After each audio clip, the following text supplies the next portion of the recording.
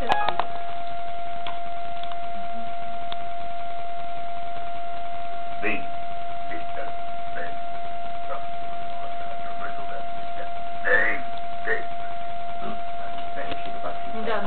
peraí, Chico baixinho.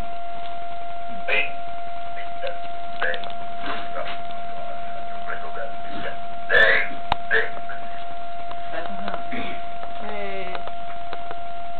vou cantar agora a danada da Ana Carolina. Ah, tava de chocolate cheiro.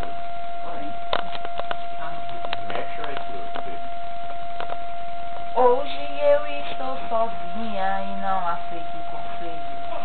Vou pintar minhas unhas e meu cabelo de vermelho. Logo agora que parei de fazer o café fraco, de pendurar os meus enfeites, de fazer minhas promessas e de reconhecer. É que eu estou sozinha e tudo parece melhor, mas é melhor que ficar sozinha, que é pra não ficar pior.